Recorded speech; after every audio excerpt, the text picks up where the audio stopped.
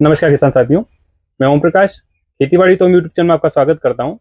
साथियों, आज एक केले के फार्म पे खड़े हैं और यहाँ पर पूरा 2-2.5 बीघे का लगभग का केले का पूरा फार्म है। और आज हम इस फार्म के माध्यम से जानेंगे कि केले में 1 बीघे में कितने प्लांट लगते हैं, कितना खर्च होता है, कौन सी वेराइटी एरिया के हिसाब से सही है और मिट्टी का चुनाव किस तरीके से करना है, हमें गैप कितनी रखनी है, यानी कि पौधे से पौधे की दूरी क्या रखनी है, बेड से बेड की दूरी क्या रखनी है। इन सभी चीज़ों की जानकारी हम किसान साथी से जानेंगे। नमस्कार सर। नमस्ते। किसान साथी, अब ये बताइए कि आपने जो आपकी केले की फसल लगाई है, आपने ये कौन सी वेराइटी लगाई है? G9 केले की G9 वेराइटी है। टिश्यू कल्चर वाला पौधा है। टिश्यू कल्चर वाला पौधा है। अगर बात करें, आपने बेड विधि से यहाँ पे लगाया है, बेड से बेड की दूरी आपने क्या रखी? बेड से बेड की दूरी 6 फीट। बेड से बेड की दूरी 6 फीट आपने रखी है और पौधे से पौधे की दूरी 5 फीट। किसान साथी, अगर बात करें, मान लीजिए कि हमारा जो एरिया है यहाँ पर गर्मी भी बहुत ज़्यादा पड़ती है और अभी की अगर बात करूँ तो राजगढ़ जो हमारा ज़िला है वो टेम्परेचर के मान में लगभग हमारे मध्य प्रदेश में सबसे कम निचली स्तर पर चला गया था। तो केले के लिए सही तापमान क्या होता है, यानी कि कितने टेम्परेचर में केला ग्रो हो जाता है, अच्छा उत्पादन देता है? केले में ये अपने यहाँ तो क्या है कि ज़्यादा ठंड पड़ती है। डैम वेम बन गए ना, डैम बनने और पानी का बढ़वार होने से ठंड ज़्यादा पड़ने लग गई है। तो केले का तो मिनिमम तापमान 12 से ऊपर रहेगा, वो तभी केला, नहीं तो 12 से कम रहता है तो जल जाता है। जैसे अभी अपन देख रहे हैं, ये पत्ते जो जले हैं ना, ये ठंड की वजह से जले हैं। कोई किसान साथी लगाना चाहे तो पहले अपने एरिया का जो टेम्परेचर है वो देखे कि मिनिमम 12 से ऊपर। नहीं, अपने जिले में केले खूब होते हैं। थोड़ी निचली हिस्से वाली जगह में नहीं लगाए, ऊपरे वाली जगह में लगाए जहाँ फसल नहीं जलती। जैसे अपना धनिया, जहाँ पर पाला कम पड़ता है, जहाँ पर पाला कम पड़ता है वहां पर आप केला लगा सकते हैं। आपने G9 वेराइटी लगाई है। एक अगर पौधे से बात करें तो एक पौधे से कितना यील्ड निकल जाता है, यानी कितना आपको फल निकल जाता है? एक पौधे से 25 से 30 किलो तक जाएगा। 30 ये अगर पूरे की बात पूरा कंप्लीट हो जाएगा तो 25 से 30 किलो का वजन, 25 से 30 किलो का वजन रहा। इसके साथ में अगर बात करें तो ड्रिप के माध्यम से आपने ड्रिप लगा रखी है। ड्रिप के माध्यम से इनमें कौन कौन सी खाद चलानी चाहिए, कौन सा इंसेक्टिसाइड देना चाहिए, ये सारी चीजें? ये अपन ने पहले तो बेसल डोज दिया था, पोटाश, DAP और सिंगल सुपर फास्फेट। यानी जब आपने बेड लगाए, बेड के साथ में आपने ये चीजें मिला दी। ये चीजें मिला दी।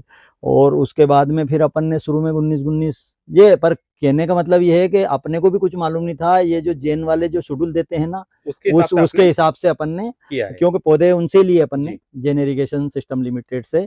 तो उनने पूरा शेड्यूल बना के दिया, उस हिसाब से अपन ने खाद डाला। लेकिन स्ट्रॉबेरी की तुलना में खाद इसमें कम लगता है।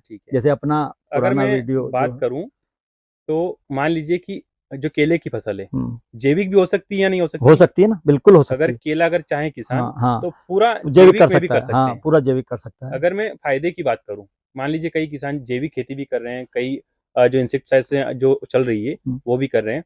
मान लीजिए अगर मैं फसल का अंतर की अगर बात करूं तो जैविक खेती सही है या फिर जो हमारी जैविक खेती की तो बात ही अलग है। जैसे कि अभी अपन ने कोई स्प्रे नहीं किया आज तक केले में, अब इसमें कोई केमिकल नहीं है, केमिकल फ्री है, केमिकल फ्री है। पूरे केले अपने केमिकल फ्री है।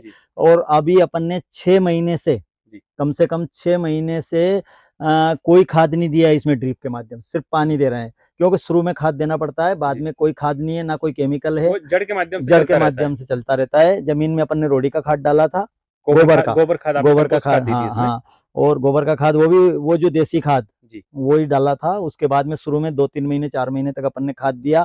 फिर अपना क्या, बीच में ठंड इस खेत में ज्यादा पड़ती है तो केला की जलन वाली, तो फिर सल्फर वगैरह का छिड़काव किया था। सल्फर का छिड़काव करना पड़ता है। और उसके बाद में अभी कंडीशन ये है कि अभी अपन ने 6 महीने से कोई खाद नहीं दिया, कोई स्प्रे नहीं किया, सब केमिकल फ्री है पूरे। अभी जब पकेगा ना ये तो बहुत अच्छे लगेंगे, अलग ही रहेंगे। इसके साथ अगर मैं बात करूं तो मान लीजिए कि 1 बीघे में अगर कोई किसान केले की फसल लगा रहा है तो एक पौधा कितने के रेट का आता है और कितना खर्च हो जाता है? ये पिछले साल मेरे को 20 रुपए का पौधा पड़ा था। 20 रुपए पर प्लांट आपकी कॉस्ट आई थी। और इसके अलावा ड्रिप का खर्च जो है, खेत की जो प्रिपरेशन होती है, यानी कि खेत की जो आपने बेड बनाई है, उनका सभी का खर्च कितना? ये ड्रिप अपनी 30,000 रुपए के समथिंग की डबल ड्रिप डाली अपन ने, 30,000 के समथिंग की ड्रिप आई है। मल्चिंग तो कोई लगा ही नहीं अपन ने, दो बार नींदवाया। जब पौधे बड़े हो गए तो फिर कचरा भी, अब देखो ना के बराबर कचरा है ही नहीं। बिल्कुल बिल्कुल, छाव की वजह से खरपतवार बिल्कुल यहाँ से निकाल रखा है। पहले निकाला, उसके बाद अब है ही नहीं अपने आप ही, जब बड़े पौधे हो जाते हैं। 1 बीघे में आपका ड्रिप का खर्चा और जो बेड बनाने का खर्चा है वो मिला के अगर बात करें तो कितना हो जाता है? 1 बीघे में कम से कम 45 से 50,000, 50,000 के समथिंग। किसान साथी अगर बात करें तो मिनिमम, जैसे सर ने बताया हमें कि एक पौधे में इतना वजन निकलता है, तो इसके अगर 10 रुपए भी अगर बात करें तो यहाँ पर अच्छा, मुझे 800 पौधे लगते हैं 1 बीघे में 800 पौधे लगते हैं, तो 800 पौधे के हिसाब से आप मल्टीप्लाई कर लें कि कितना यहाँ पर हमें प्रॉफिट मिल सकता है।